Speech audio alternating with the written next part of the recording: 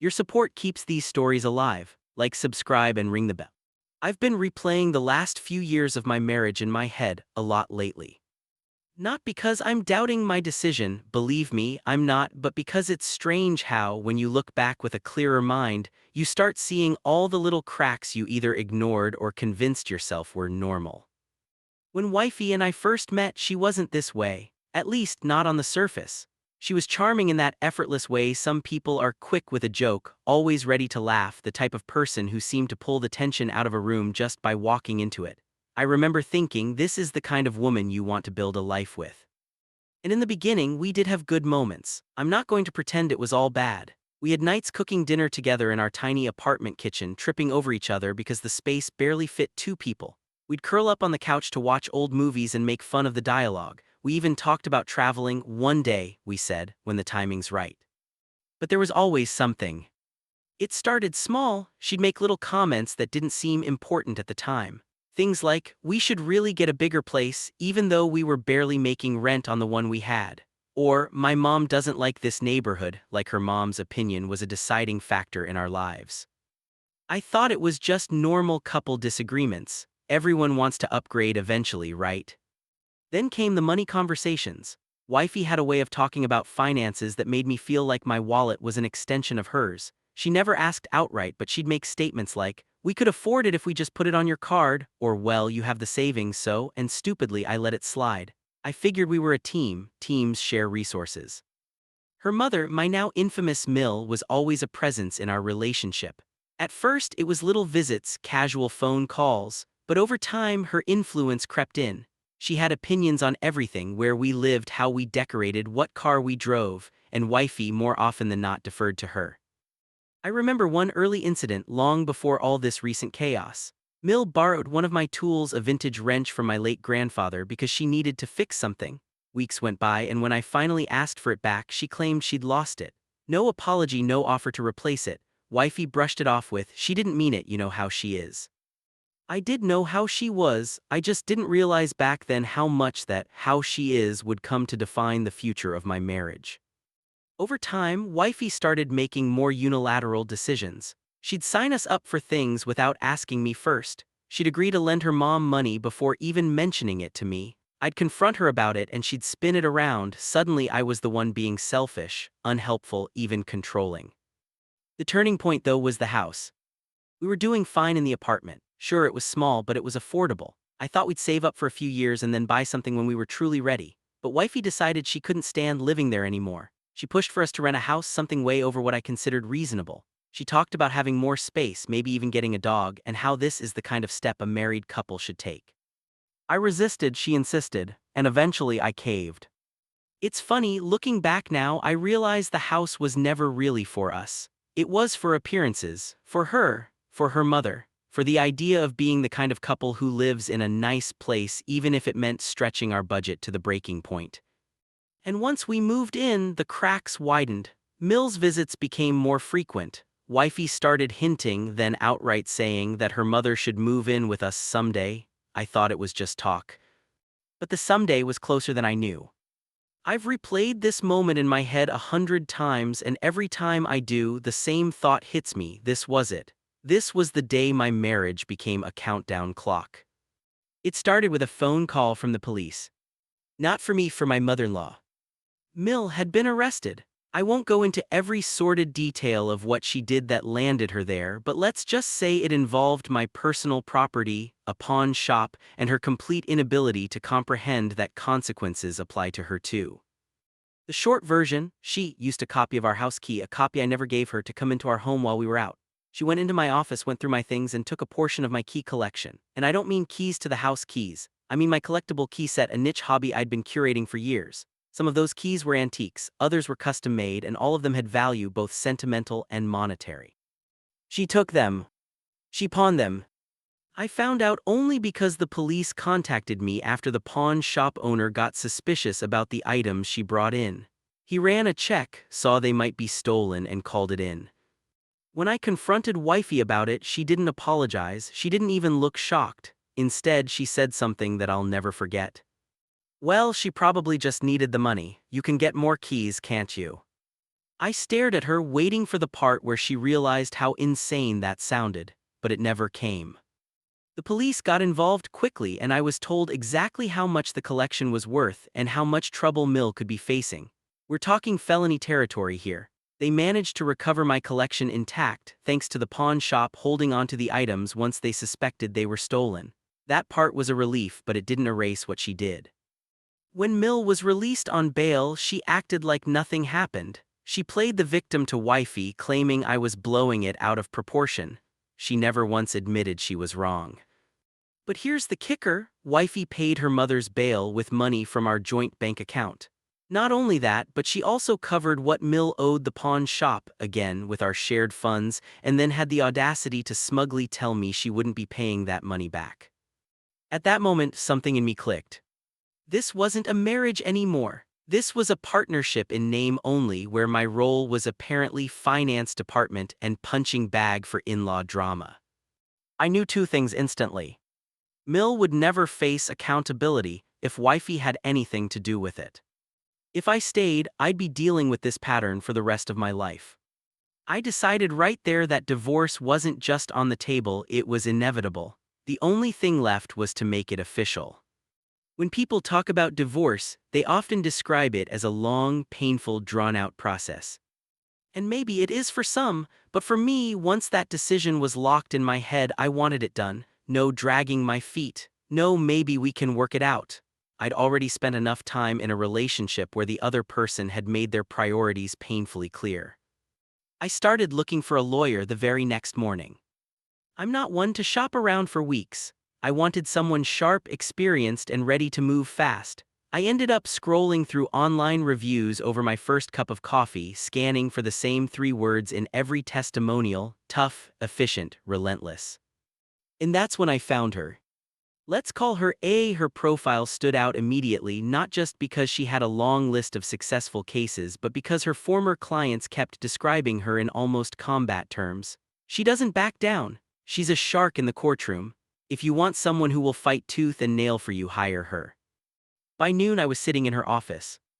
It was nothing like I expected. She didn't have the overly polished, fake-friendly vibe I'd half anticipated. Instead, she looked me straight in the eye when I walked in, shook my hand firmly, and got right to the point.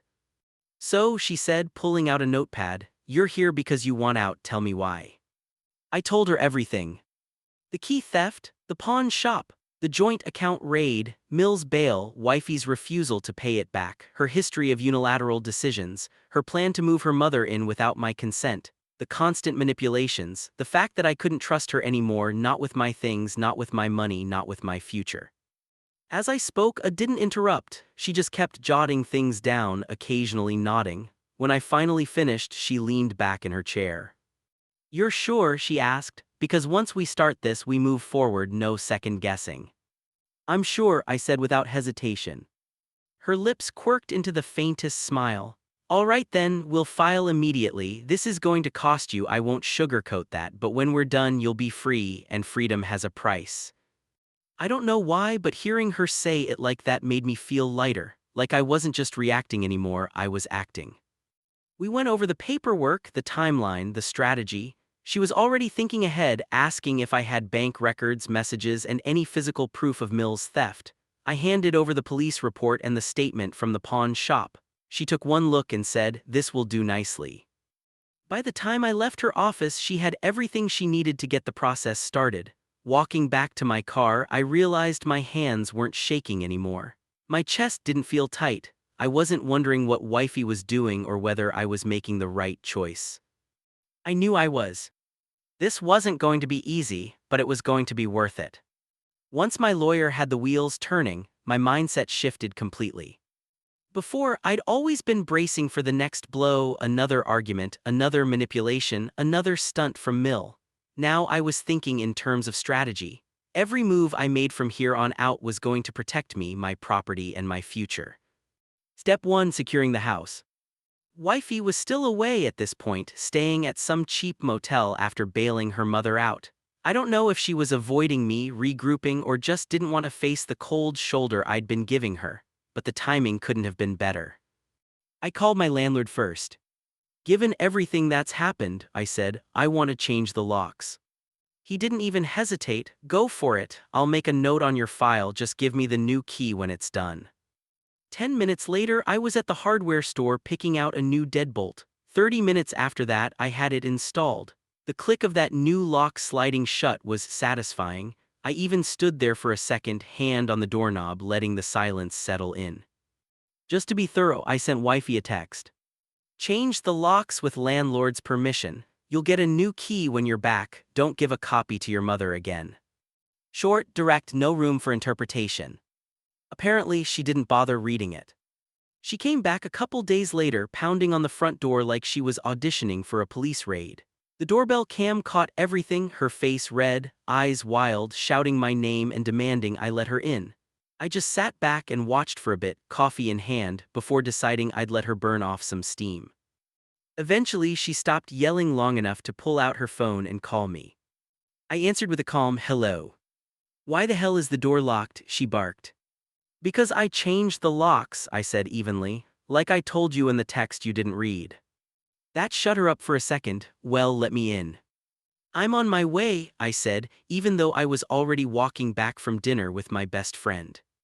When I got there, she was still on the porch, puffy-cheeked, teary-eyed, and giving me this look that was supposed to make me feel guilty but just made me think of a cat butt face meme. I handed her a new key. If you give a copy of this to your mother again, I'm notifying the landlord. She scoffed. What's the landlord going to do? Don't know, I said, but they're already furious you gave her a key in the first place. I'm sure they'd love to have that conversation with you. That shut her up again.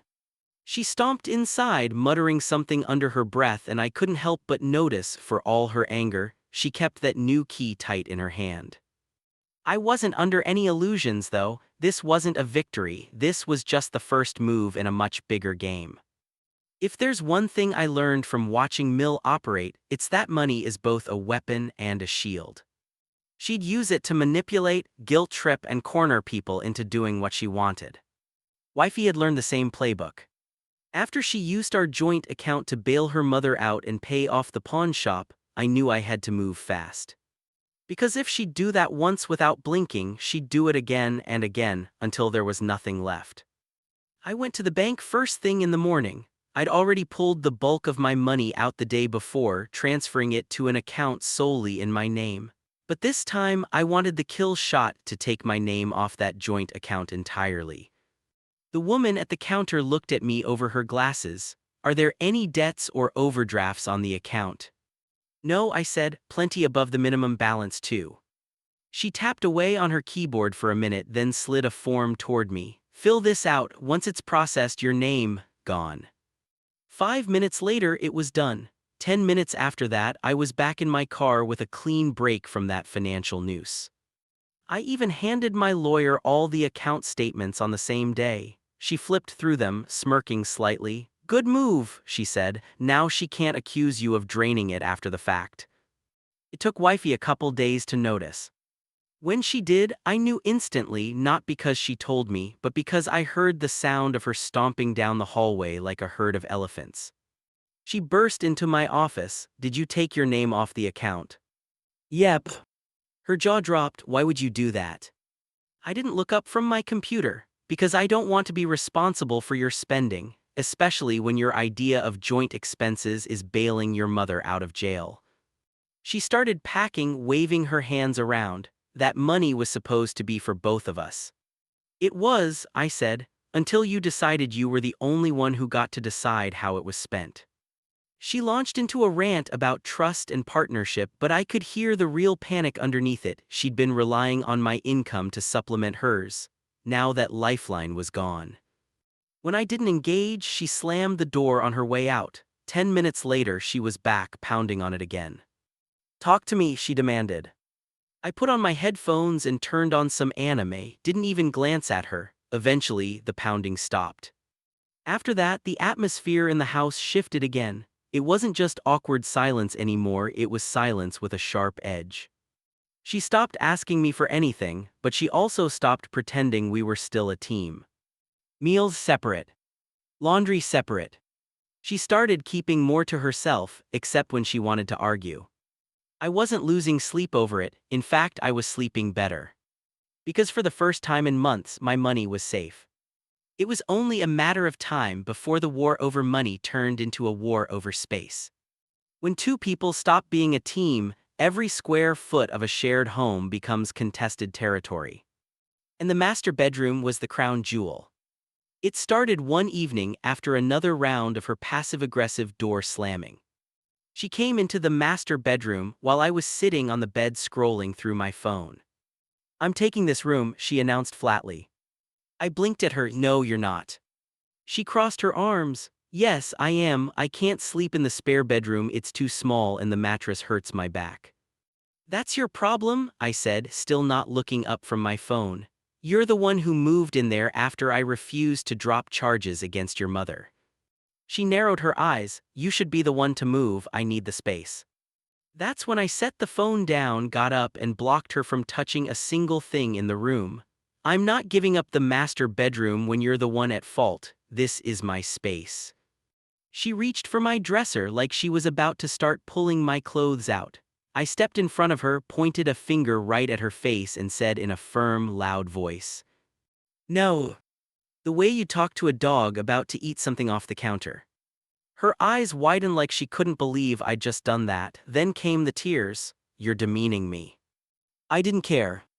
Maybe it was the heat of the moment, or maybe she just wanted to hurt me, but right then she admitted something she'd clearly been sitting on for a while. "Fine, you know what? Before all this happened, I was going to move Mom in full time. Her house is a mess and she needs somewhere to live. I was just going to do it while you were at work." I stared at her deadpan. "You mean without my permission, without even talking to me?"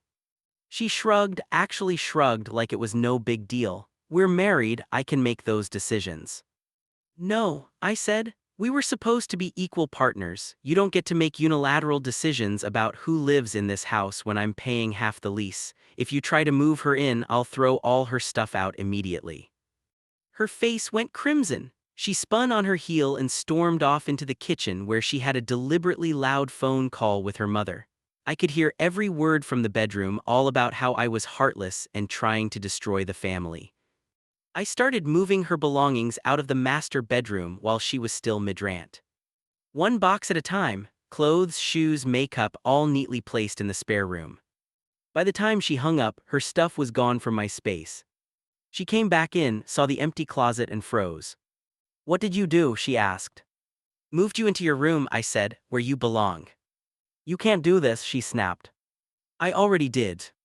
Then I installed a new lock on the master bedroom door. It wasn't expensive, but it was effective. Now not only was my front door secure, but so was my personal space inside the house. She hated it, which made me like it even more.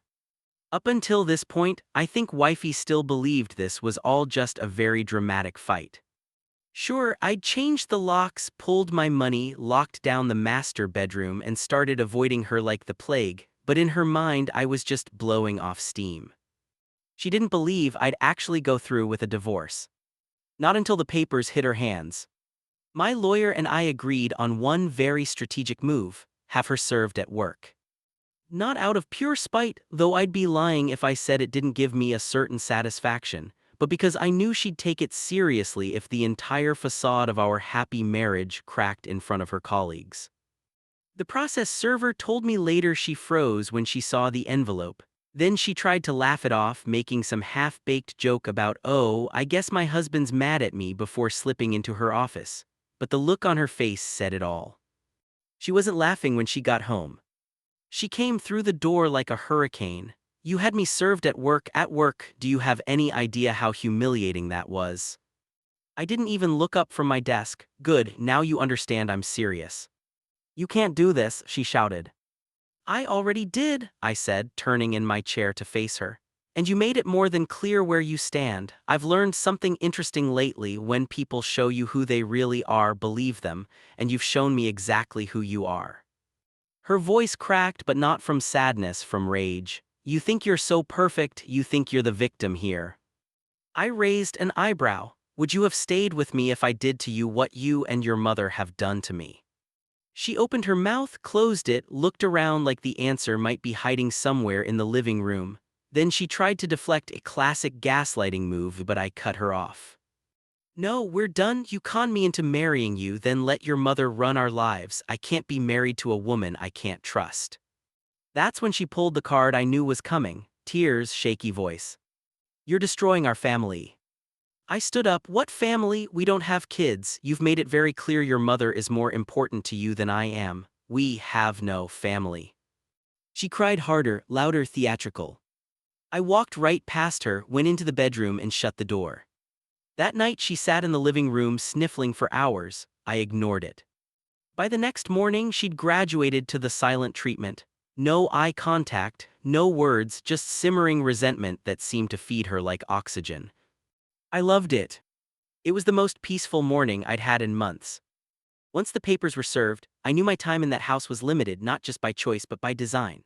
I had no intention of renewing the lease with her, and I wanted to make sure she couldn't just slide into a new one on her own, especially with her grand plan of moving her mother in full time. The thought of walking away and leaving that house to be slowly buried under her mother's hoarder tendencies was enough to make my skin crawl, so I decided to be proactive. I called my landlord and laid everything out. Not the sugar-coated version, not the half-truths she liked to tell people, the unfiltered reality. I told him about Mill's arrest, about the pawn shop, about the stolen keys, about the way she'd been sneaking around with a spare key I'd never authorized. I even described the state of her mother's house, how it was a borderline hazard, and exactly what kind of chaos she'd bring if allowed to move in. I didn't just make vague warnings either, I painted a vivid picture of what his property would look like after a few months under their joint care, right down to the smell, the piles of junk, and the likelihood of pest infestations. I wanted him to see it the way I did. To my relief, he didn't dismiss me. In fact, he thanked me. "Good to know," he said. "I'll make sure she doesn't get approved for a new lease here." It was that simple. With a few sentences, I'd closed another possible door for her. She'd have to find somewhere else to live once I was gone, somewhere that didn't belong to him, somewhere where I wouldn't have to worry about her and her mother turning my old address into a cautionary tale. She had no idea, of course, that was the beauty of it. She went about her silent treatment campaign, no doubt thinking she could hold on to the house and bring her mother in as soon as I left. Let her think it. It made her smugness almost amusing to watch, knowing the reality waiting for her down the road. In the meantime, the house felt like a strange stalemate. We existed in the same space without really speaking. Passing each other in the hallway became an exercise in mutual avoidance, her pretending I didn't exist, me enjoying the peace her silence brought. Every now and then she'd stomp around extra loud, slamming a door or banging something in the kitchen like she wanted to remind me she was still angry. But I didn't give her the satisfaction of reacting. I'd sit in my office, work from home, and quietly relish how much calmer life felt when we weren't speaking. Still, I wasn't leaving any loose ends. Every step I took now was about ensuring that when I walked away, it was for good, no lingering financial ties, no shared responsibilities, no reason for her to ever come looking for me again. The landlord's refusal to renew her lease was just one more layer of protection. By this point, I had already drained my money from the joint account and taken my name off it, but there was still a part of me that didn't feel completely untangled from her financially. It wasn't paranoia, it was experience. I'd seen how quickly she could twist a situation, how easily she could turn something into my responsibility if it even had my name attached to it. All it would take was one overdraft, one bounced payment, and suddenly I'd be the one stuck with the bill. I wasn't going to give her that chance. Friend had warned me the day before to go one step further, make absolutely sure I was removed as a cosigner so there was no possible way I'd be dragged into anything she did with that account. I didn't waste time. The next morning I drove to the bank. It was a short trip, maybe 10 minutes each way, but I took it slow. There was something strangely therapeutic about it, like every mile I drove was putting more distance between myself and the chaos of the last few weeks. When I walked in, the place was quiet, just a couple of people ahead of me in line, the faint hum of the air conditioning and the muted beeping from the teller stations. When it was my turn, I told the banker exactly what I wanted: remove my name completely from the joint account. She asked if there were any debts on it. None. Was there more than the minimum balance? Yes. Could she process it right now? Absolutely. I signed the paperwork, slid it back to her, and watched her type in the changes. It was done in minutes. That short process left me feeling like I just cut the last frayed rope tying me to a sinking ship. I walked out into the sunlight, took a deep breath, and for the first time in a long while, I didn't have that nagging weight in the back of my mind about what she could do to my finances behind my back. Every statement from that account was already printed and neatly tucked into a folder I'd given my lawyer, so there'd be no disputes about where the money had gone or who had access to it. Whether or not she knew I'd done it didn't matter. I suspected the bank might notify her, but by then she wasn't talking to me anyway, and if she did find out, the reaction would be just another tantrum for me to ignore. The important part was that it was done. My money was mine, my accounts were mine, and there was no signature of mine left on anything she could exploit. I drove home slowly, savoring the feeling. This was more than just paperwork. This was control. This was me shutting the last financial door she could possibly use to drag me back into her mess. The divorce wasn't final yet, but this felt like the first real taste of freedom. When I look back on the last few weeks, it's almost surreal how fast everything has shifted. 10 days ago, I was still technically married, still sharing a roof with someone who thought my life, my money, and my home were just extensions of her own control. Now, the threads connecting us are snapping one by one, and I can finally breathe without that constant, heavy pressure in my chest. It's strange how quiet the house feels now. Not the tense kind of quiet from before when we were both walking around each other like landmines, but a different quiet one that feels almost clean. She's still here physically, still giving me the silent treatment, but I've realized the silence works in my favor. Every day she doesn't speak to me is another day I don't have to hear excuses, manipulations, or outright lies. I get up, I make my coffee, I work, I eat, I sleep, all without her voice breaking through the calm. It's blissful in a way I never expected. The master bedroom is mine, and it feels like more than just a room now. It's a symbol of the control I've taken back. My front door has a new lock, my finances are sealed away from her reach. The landlord knows exactly what she's capable of, and she has no idea that when I walk out of here for good, she won't be staying behind. All of these things together make me realize something important. Leaving her isn't just about ending a marriage, it's about securing my life so she can't infect it again. I think about the phrase I told her after serving the papers: when people show you who they are, believe them. I wish I'd believed her sooner. The signs were always there: the entitlement, the lack of boundaries, the way she'd let her mother's wants outweigh my needs time and time again. The moment I accepted that this wasn't going to change, that she didn't want to change, everything became simpler. Divorce stopped feeling like a tragedy and started feeling like the solution. Now I'm already picturing life after this is all over. No more arguments about her mother. No more surprise withdrawals from joint accounts. No more second guessing whether the person I'm with is actually on my side. I'll have an apartment of my own, smaller than this house, but it will be mine. Every item in it will be something I chose to bring there, and no one will be slipping keys to people I don't trust. I'll rebuild my savings piece by piece without someone draining it behind my back. And most importantly, I'll be free. I've learned that freedom isn't just about walking away, it's about making sure the door behind you is locked tight so the past can't follow you in. I'm not just locking her out of the master bedroom or the bank account. I'm locking her, her mother, and all of their chaos out of my future. If that makes me the monster in their story, so be it. I'd rather be the villain in their version than the victim in my own.